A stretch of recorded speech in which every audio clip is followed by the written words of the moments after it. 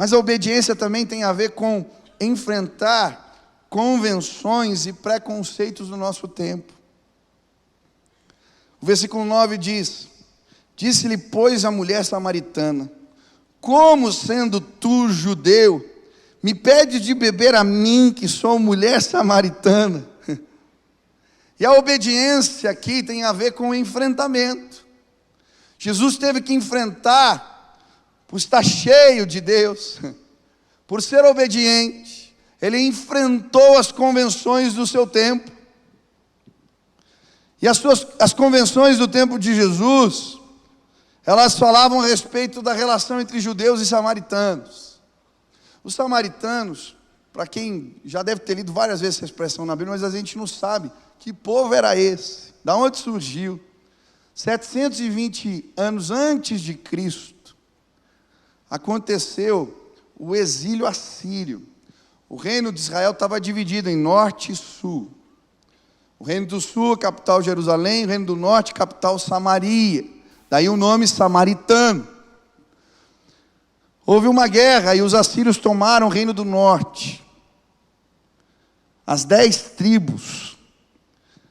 E a maneira deles conquistarem a terra era um pouco diferente.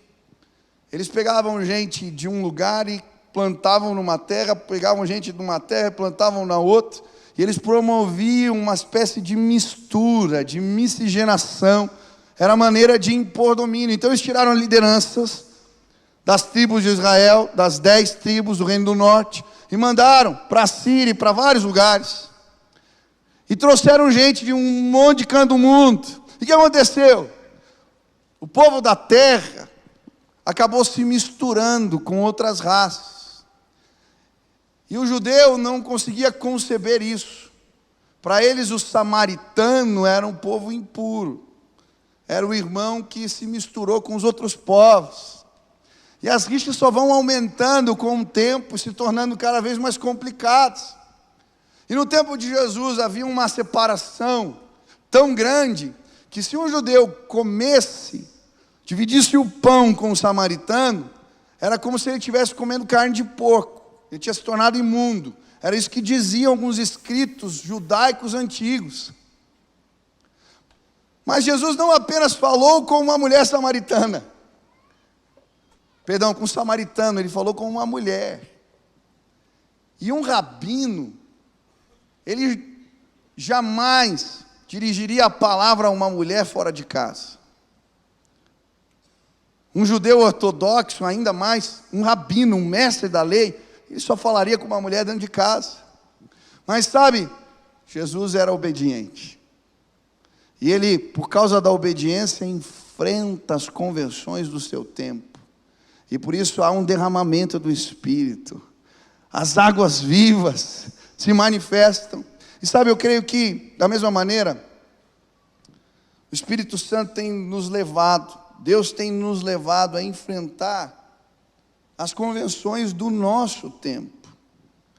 Quais são as realidades, quais são as convenções e preconceitos que Deus quer nos levar, nos provocar, fazer cair? É interessante o livro de Atos, porque é exatamente isso que acontece com Pedro. Ele está ali no terraço da casa de Simão, o curtidor, e ele tem uma visão. Ele vê um lençol com animais impuros, que ele considerava impuros, e Deus fala para ele, mata e come.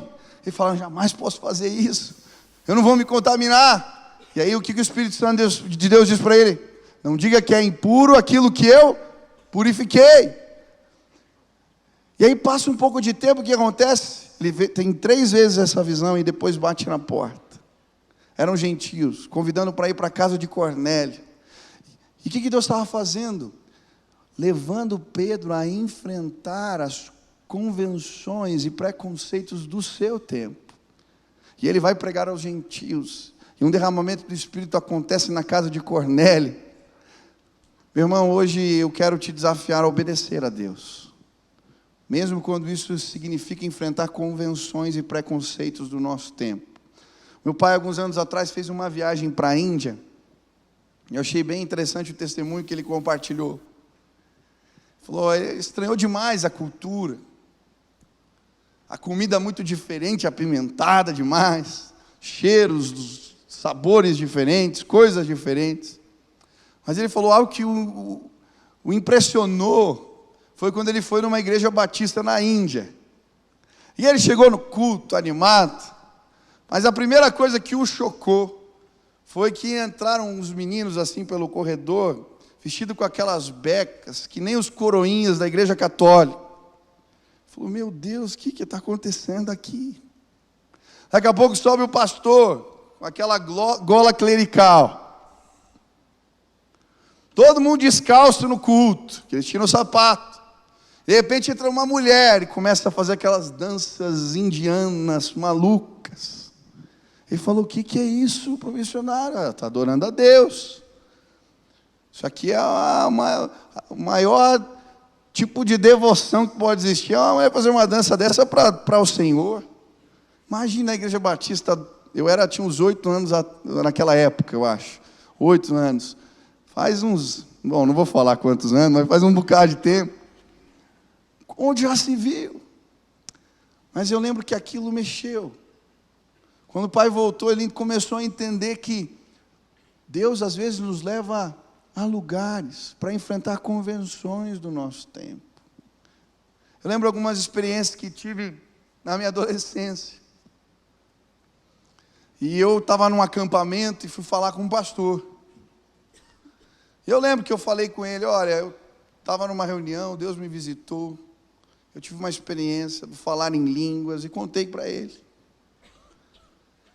E aquele homem olhou para mim e falou, isso é coisa de pentecostal. Os dons cessaram. E ele começou a ler vários textos na Bíblia e tentar me explicar isso. Eu falei, mas meu irmão, e a minha experiência? Eu tenho convicção da visitação de Deus na minha vida, aconteceu isso. E ele olhou para mim e falou assim, é que você é muito novo, menino. E aí você deve ter ficado emocionado. Isso foi uma experiência de êxtase emocional. E eu lembro que eu saí dali indignado. Falei, eu tenho certeza do que eu vivi no Senhor. Mas sabe, o que o Espírito Santo de Deus me falou, eu estava no acampamento. Você não vai criar confusão, não vai fazer nada. Você vai enfrentar as convenções do teu tempo e vai falar do poder de Deus aqui. E eu lembro que a gente começou a orar nos quartos. E eu não estava falando de manifestações espirituais, mas só orava toda noite no quarto.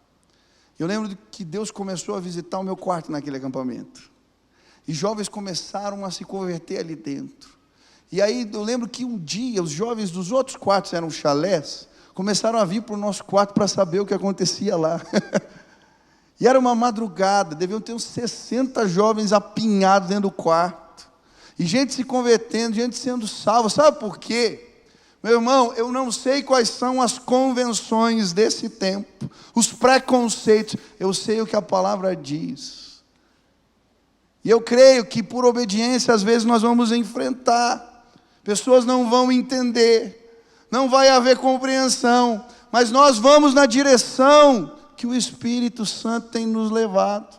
E quando enfrentamos, pela fé, as convenções do nosso tempo, o mover do Espírito vem e bebemos da fonte de águas vivas. O que eu quero dizer para você, ainda que eu creia que a Bíblia nos ensina como os dons devem se manifestar dentro da igreja, eu entendo que existem coisas que vão além das minhas convenções e preconceitos, porque Deus é maior. E sabe, tem gente bebendo só da fonte de Jacó, porque está preso nas convenções do seu tempo. E hoje eu vim dizer para você, Deus vai quebrar tuas convenções no meio, os teus preconceitos. E se você for obediente, você vai experimentar de uma satisfação plena que vem do Espírito Santo de Deus. Quantos creem nisso? Eu creio. Mas sabe, eu creio que a obediência fez Jesus também não desviar o caminho. Não desviar Samaria, não só porque era necessário, mas porque havia dentro dele um senso de missão. Ele sabia que ia encontrar pessoas ali insatisfeitas, bebendo água que não podia o satisfazer. E por isso Jesus vai àquele lugar para cuidar daquela mulher, para restaurar a sua vida. Ainda que as convenções do seu tempo dissessem o contrário, ele não podia desviar o caminho. Algo de Deus precisava acontecer ali. Eu creio que, se queremos provar dessa água, enquanto igreja, nós precisamos manter a direção. Não podemos desviar o caminho. Não podemos passar a largo, ainda que seja difícil, complicada a missão. Essa semana eu estava na inauguração da base da Cristolândia, e o pastor estava do meu lado, e a gente ali no culto, e terminou a reunião, ele falou: Michel, quero te levar num lugar. Pastor Tiago falou: olha, ele é o secretário hoje da FAS, você tem um instante? Eu falei: tenho. Ele me levou lá para o Parolim, falou, cheguei lá, tinha um prédio abandonado, grande, enorme, cheio de salas. Ele falou para mim: Michel, esse aqui era o pior ponto de drogas da cidade. A Cracolândia de Curitiba é aqui, ó. Esse prédio era para ser um laboratório, ficou abandonado. A gente fechou de tapume. O pessoal entrou por trás, e aqui tinham 500 pessoas usando drogas todos os dias. Ele falou: a gente já tirou 4 toneladas de lixo desse lugar. Queridos, eu entrava pelas salas, o cheiro era insuportável. Roupa jogada para tudo que é lado. Tinha uma sala que ele falou assim: está vendo essa marca d'água aqui? Eu falei: tô. Isso aqui estava cheio de fezes, de roupa suja, de tudo que você pode imaginar podre. As pessoas viviam aqui, Michel, no meio disso. As paredes queimadas, porque eles usavam drogas. Tinham cubículos num lugar. Ele falou: aqui ficava 5, 6 amontoados, usando droga dia e noite sem parar. Isso aqui era um antro. Nós entramos, estamos limpando, e eu queria que você me ajudasse a entrar com a igreja nesse lugar, para a gente atender essa gente, para a gente trazer algo. E sabe, a minha vontade é falar: eu vou passar pelo lado. Dá trabalho, custa caro. Um interno na Cristolândia custa R$1.000, pelo menos, se não mais. Não tem retorno nenhum financeiro. É muito mais fácil passar de lado, fazer de conta que nada está acontecendo. Mas a igreja nos nossos dias não pode desviar o caminho. Nós vamos entrar ali, não sei o que a gente vai fazer. Falei: meu irmão, eu estou aqui à disposição, vamos reunir o povo, vamos começar algo. E eu creio que a gente vai ver gente que estava naquele meio, naquela miséria, sendo desperta pelo poder do Espírito Santo, sendo transformado pelo Altíssimo. Nós temos água, nós conhecemos a fonte de águas vivas. Ela pode restaurar sim. Nós não podemos desviar o caminho dos perdidos. Sabe, eu ouço tanto falar na igreja a respeito de homossexualismo e que ele é pecado. E é verdade, eu creio assim. Mas existem pessoas perto da gente, talvez dentro da tua casa, gente que a gente ama, vivendo uma crise profunda de identidade sexual, sofrendo. Nós não podemos desviar esse caminho. Daqui a um tempo eu creio a igreja vai estar cheia de gente que está nessa luta, mas que cansou de beber da água do poço de Jacó e veio aqui nesse lugar, porque aqui existe fonte de águas vivas e nós temos algo a oferecer. No começo do ano estava em Dallas com o pai, a gente conheceu um projeto maravilhoso. O pastor que pregou, ele contou seu testemunho pessoal, fruto de abusos, de machucados. Ele vai contando, explicando cientificamente o que aconteceu com ele. E depois ele fala da restauração que Jesus lhe trouxe. 30 anos já liberto dessa vida, tomando água pura, cheio do Espírito, restaurado. E nós começamos a sonhar enquanto igreja. E em breve vai começar um projeto aqui, eu creio.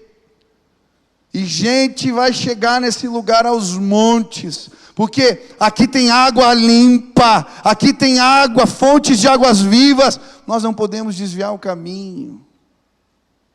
Eu lembro do jovem que entrou na minha sala, ele chorava. O que aconteceu, querido? Ele dizia: me ajuda. Eu sei que é errado, eu sei que é pecado, me ajuda.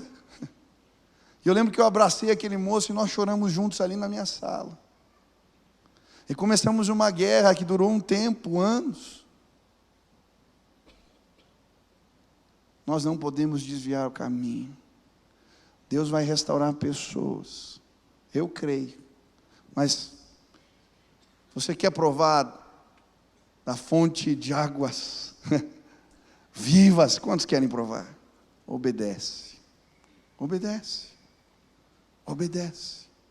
Mesmo quando tiver que passar por caminhos difíceis, mesmo quando o Espírito Santo de Deus te desafia a enfrentar convenções e preconceitos, obedece.